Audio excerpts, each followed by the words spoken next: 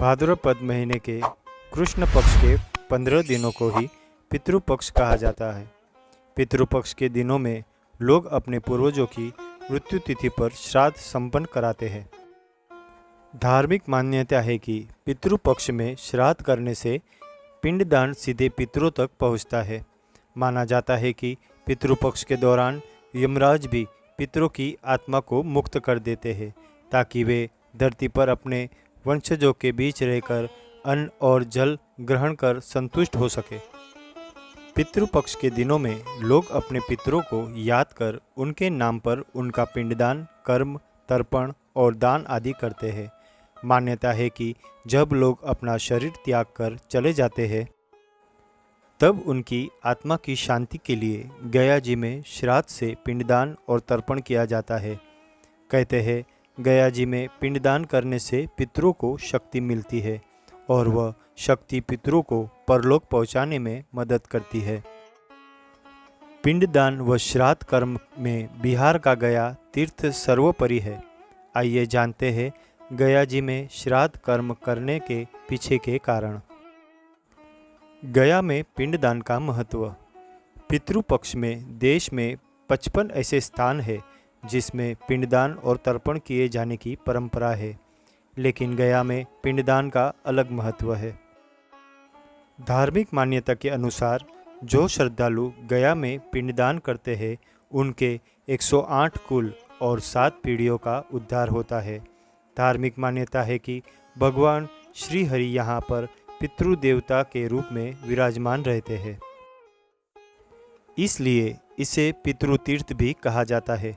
गया की इस महत्व के कारण लाखों लोग हर साल यहाँ पर अपने पूर्वजों का पिंडदान करने आते हैं। श्री राम जी के वन जाने के बाद दशरथ जी की मृत्यु हो गई थी। इस दौरान सीता जी ने गया में ही दशरथ जी की प्रेत आत्मा को पिंड दिया था, इसलिए उस समय से इस स्थान को तर्पण और पिंडदान के लिए सर्वोपरि माना जाता है। ब्रह्मा जी ने गयासुर को वरदान दिया था, जो भी लोग यहाँ पे पितृपक्ष के अवधि में इस स्थान पर अपने पितरों को पिंडदान करेगा उनको मोक्ष मिलेगा।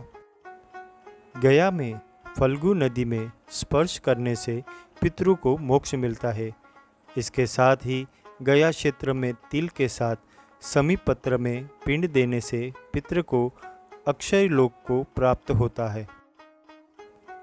मान्यता है गया में पिंडदान करने से कोटि तीर्थ तथा अश्वमेघ यज्ञ का फल मिलता है। यहाँ पर श्राद्ध करने वाले को कोई काल में पिंडदान कर सकते हैं। गया जी में माता सीता ने तर्पण किया था। गया में पिंडदान करने से आत्मा को मोक्ष की प्राप्ति होती है, इसलिए इस स्थान को मोक्ष स्थली भी कहा जाता है। गया में भगवान विष्णु स्वयं पितृदेव के रूप में निवास करते हैं।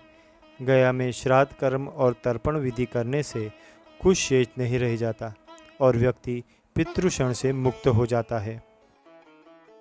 तो मित्रों, ये थी गया जी की पौराणिक जो पितरों पक्ष की श्राद्ध क्रम से जुड़ी हुई एक सच्ची घटना पे आधारित की गई है। तो मित्रों, आपको ये कहानी कैसी लगी ये प्लीज़ कमेंट के द्वारा बताइए। आपके किसी भी प्रश्न एवं सुझाव का स्वागत है। कृपया शेयर और लाइक करें और मेरी श्याम वचन चैनल से जुड़े रहने के लिए प्लीज़ सब्सक्राइब करें। धन्यवाद।